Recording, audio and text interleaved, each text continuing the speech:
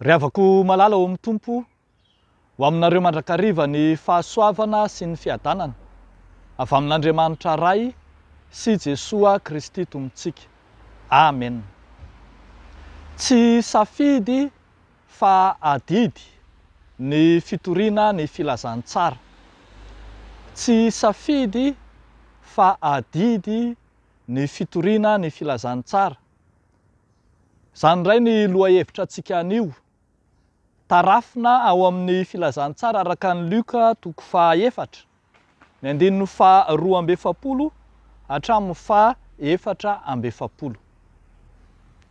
Tsy safidy fa adidy ny fitoriana ny filazantsara. Hitantsika izany amin'ny tenin'i Jesoa Kristy eto amin'ny andininy 4:7 manao hoe tsy maintsy mitory ny teny somafaliny amin'ny fanjakan'Andriamanitra any amin'ny tanàna hafa koa aho. Tsy maintsy mitory ny teny somafaliny na hoe mitory ny filazantsara. Rehefa tonga teo amin'ny vahoaka tokoa manko Jesoa, nanao asa samihafa teo aminy, dia tamana ireo olona te hiazona an Jesoa. Ary satry ny reto olona reto mihitsy Jesoa mba hitoetra eo aminy, mba hanaovany izay tiany, ary mba hiaraka ampifalifaly aminy, anomeny mahafinaritra ho azy ireo. Asehon Jesoa mazava nefa fa ny sitrapon'Andriamanitra ny amin'ny nahatongavany tetỳ ambonin'ny tany dia tsy nitady ny confort ho azy akory, ka hijery hoe aiza ny toerana metimety amiko ka hitoetra eto elaela ahako, fa ny anatanteraka ny iraka lehibe dia ny iraky ny famonjena hamonjy izao tontolo izao. Fantatsika mazava tsara avy amin'izany fa Jesosy Kristy dia tsy nanana safidy, fa safidy tokana ny azy. Tsy maintsy tonga tetỳ an-tany izy hamonjy ny olombelona mpanota. Raha tsy izany dia fahaverezana ny ho ahy sy ho anao. Raha tsy izany dia fahaverezana no ho an'izao tontolo izao.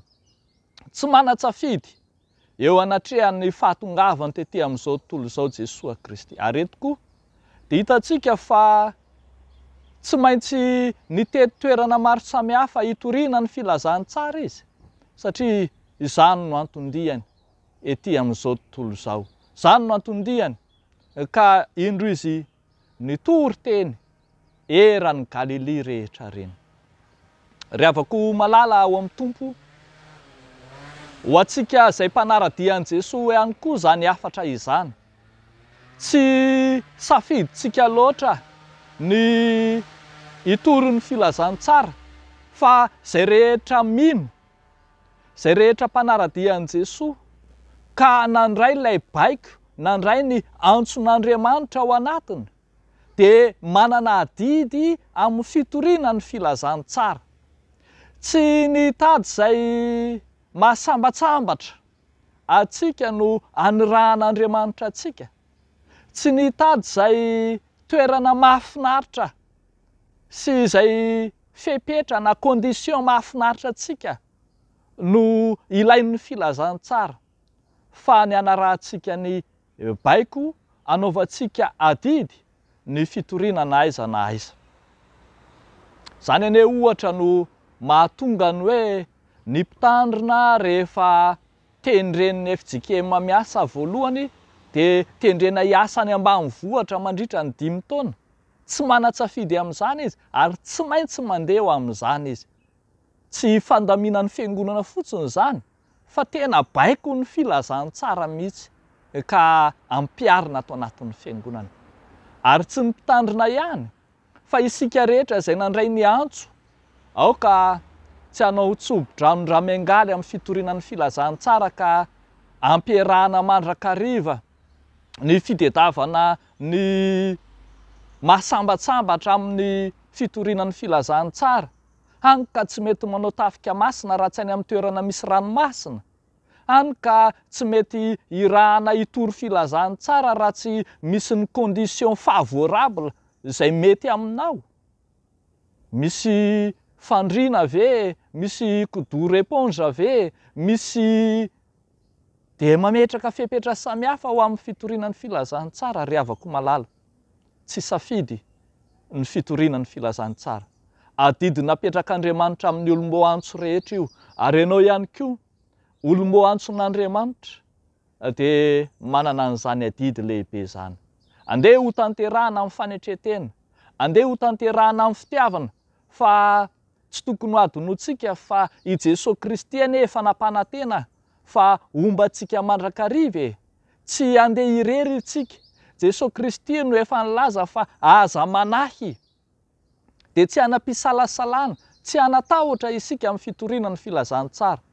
Fa Jesosy ilay maniraka, Jesosy ilay mibaiko, Jesosy ilay tompona sy toriana no ombantsika amin'izay rehetra atao. Ndao ary ry havako, mission nomen'Andriamanitra atsika. Tahaka an'izay mission nomenan Jesosy a Kristy fahizay, de vita ny asa zay naniranoray azy, de niteny izy teny ambony hazo fijaliana manao hoe vita. Ianao ihany koa ary. Ikelezo aina, ikirizo, ataovy izay avitanao, ny adidy izay apetraky ny tompo amin'ny fitorinan'ny filazany tsara. Mba ho afaka hiteny ianao amin'ny fotoan'andro, tahaka ny apôstôly Paoly manao hoe efa niady tsara aho, efa nahatanteraka ny fihazakazahako aho, efa nitahiry ny finoana aho. Deo an'Andriamanitra irerian'ny voninahitra. Amen. Ivavaka isika ry havako. Misaotra anao dia misaotra anao tokoa izay Andriamanitra ilay tsy mitsahatra manentana sy maniraka mibaiko anay anatanteraka ny baiko ny filazany tsara ho amin'ny fitorinan'ny filazany tsara amin'ny olombelona rehetra ka tsy hifidy tany adino fa anao zava-dehibe ny famonjena izay sitraka ho Andriamanitra ho an'ny olona rehetra. Ndreto izay maneho fahavononana amin'ny fanirahanao amin'izay hitondranao anay.